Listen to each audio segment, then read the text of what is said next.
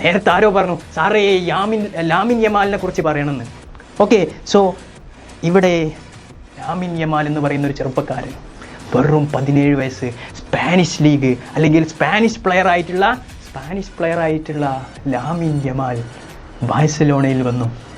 ലോകമറിയപ്പെട്ട ഇതിഹാസമായിട്ടുള്ള Lionel മെസ്സിയും റൊണാൾഡിനോയും ഒക്കെ കളിച്ചിട്ടുള്ള ബാഴ്സലോണയുടെ കീ പ്ലെയറായി മാറിക്കൊണ്ടിരിക്കുകയാണ് ഈ ചെറുപ്പക്കാരൻ. വെറും 17 വയസ്സ്, നമ്മളെക്കാളും 1-2 വയസ്സ് കൂടുതൽ.